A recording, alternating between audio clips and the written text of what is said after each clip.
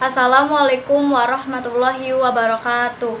Saya Safira Damayanti dari kelas 11 MIPA 2. Hari ini akan menjelaskan tentang peran Ki Hajar Dewantara dalam proklamasi kemerdekaan nasional. Yang pertama ada biografi. Ki Hajar Dewantara lahir dengan nama Raden Mas Suryadi Suryaningrat. Beliau lahir pada Kamis Legi 2 Mei 1889 di Yogyakarta. Ki Hajar Dewantara berasal dari keluarga bangsawan Pura Pakualaman, Yogyakarta. Ayahnya adalah Kajeng Pangeran Aryo Suryaningrat dan ibunya bernama Raden Ayu Sadiah. Suryaningrat sendiri merupakan anak dari Pakualam III. Julukan Ki Hajar Dewantara saat masih kecil adalah Denmas Jemplung Buncit, karena saat bayi perutnya buncit. Menjadi keluarga bangsawan membuatnya mendapatkan pendidikan yang berkecukupan. Ki Hajar Dewantara bersekolah di Erupsi Langer School atau ILS, sekolah dasar milik Belanda di Kampung Bitaram, Yogyakarta. Lulus dari ILS, Suryadi Suryaningrat masuk ke Quick School, sebuah sekolah guru di Yogyakarta.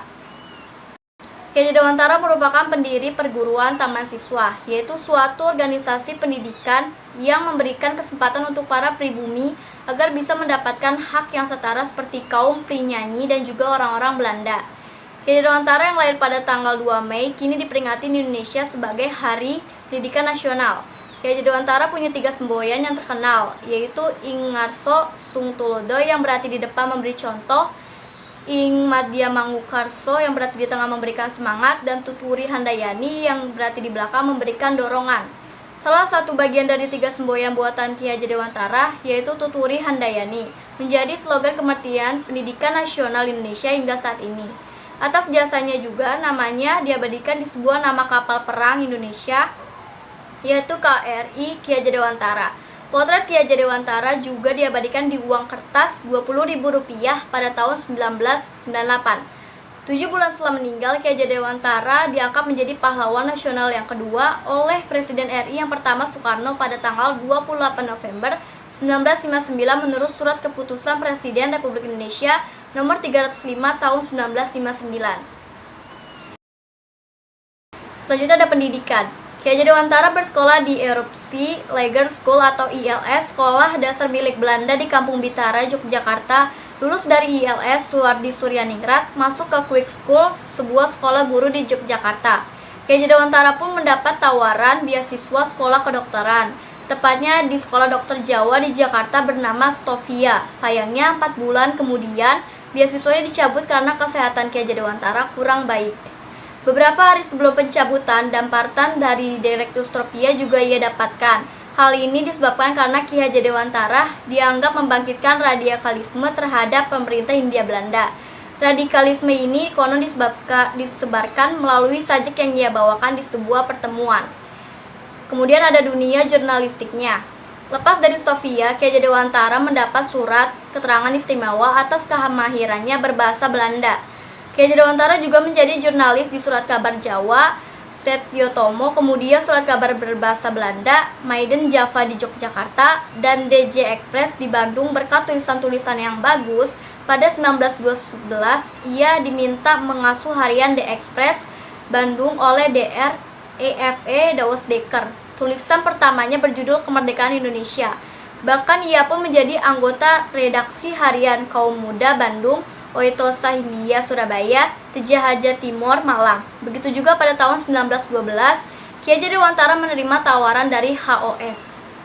Puncak karir Suryadi Suryaningrat dalam jurnalistik adalah saat penulis Ails X Nederlander Was pada Buletin Bumi.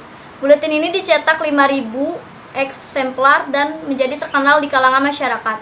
Hal ini disebabkan karena tulisan-tulisan yang berupa ketikan pedas dinilai sangat pedas, hingga akhirnya Ki Hajar Dewantara, Dr. Cipta Mangakusumo, dan Dr. E.F.E. Dausdeker ditangkap lalu dipenjara.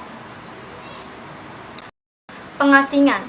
Di dalam masa pengasingan, Ki Hajar Dewantara aktif bersosialisasi di dalam organisasi pelajar asal Indonesia, yaitu Incident Franger atau Perhimpunan Hindia, yang Ki Hajar Dewantara banyak mendapat pengetahuan dan pemahaman sejarah sosial pendidikan yang mencerahkan saat ia menjalani masa pengasingan di Belanda. Di sanalah beliau banyak mempelajari masalah pendidikan dan pengajaran dari monasteri, Dalton, Froebel, pesantren, dan asrama. Pada tahun 1913, Ki Hajar Dewantara mendirikan Indonesian First Bureau atau Kantor Berita Indonesia. Disinilah ia kemudian merintis cita-citanya untuk memajukan pendidikan masyarakat Indonesia. Ia pun berhasil mendapatkan ijazah pendidikan bergengsi di Belanda yang dikenal dengan nama Europese Acta. Ijazah itulah yang kemudian dapat membantunya mendirikan berbagai lembaga pendidikan di Indonesia. Pada usia 40 tahun, ia mengganti namanya menjadi Ki Hajar Dewantara, tak lagi Suryadi Suryaningrat. Begitu juga tak ada lagi menggunakan gelar kebangsawannya di depan namanya. Hal ini ditujukan agar ia dapat secara bebas dekat dengan rakyatnya. Taman Siswa. Ki Hajar Dewantara kembali ke tanah air pada bulan September tahun 1919. Kemudian ia bergabung dengan sekolah binaan saudaranya pada tanggal 3 Juli 1922. Setelah mendapat pengalaman pengajar, Ki Hajar Dewantara mendirikan institusi pendidikan bernama National Ordenges Institute atau Taman Siswa, dalam bahasa Indonesia Perguruan Nasional Taman Siswa. 3 slogan Ki Hajar Dewantara di sistem pendidikan yang digunakan saat ini sangat terkenal di kalangan siswa dan tenaga pengajar di seluruh Indonesia. 3 slogan dalam bahasa Jawa itu berbunyi Ing Arsa Surya Tulada, Ing Madya Mangungkarsa, Tuturi Handayani, yang dalam bahasa Indonesia berarti yang di depan memberi teladan, yang di tengah memberi semangat atau dukungan, yang di belakang memberikan dorongan. Tentu semua siswa sangat paham dengan arti Tuturi Handayani. Slogan ini tetap digunakan dalam dunia pendidikan rakyat Indonesia hingga saat ini, khususnya di perguruan taman siswa. Terakhir ada karir Ki Hajar Dewantara setelah Indonesia Merdeka. Setelah Indonesia Merdeka, dalam Kabinet pertama Republik Indonesia, Ki Hajar Dewantara diangkat menjadi Menteri Pengajar Indonesia yang pertama.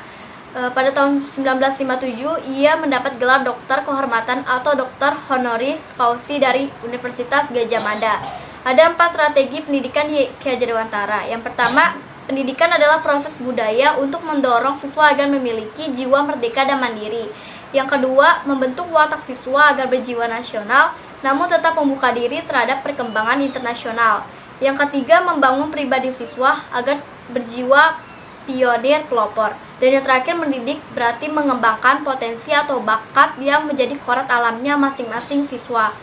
Karena Ki Hajar Dewantara sangatlah berjasa dalam merintis pendidikan umum, beliau dinyatakan sebagai Bapak Pendidikan Nasional Indonesia, dan hari kelahirannya pada tanggal 2 Mei dijadikan Hari Pendidikan Nasional diperingati tiap tahunnya. Ki Hajar Dewantara mengembuskan nafas terakhirnya di Yogyakarta tanggal 26 April 1959. Beliau dimakamkan di Taman Wijaya Brata. Sekian dari apa yang saya jelaskan, kurang lebihnya mohon maaf. Wassalamualaikum warahmatullahi wabarakatuh. Terima kasih.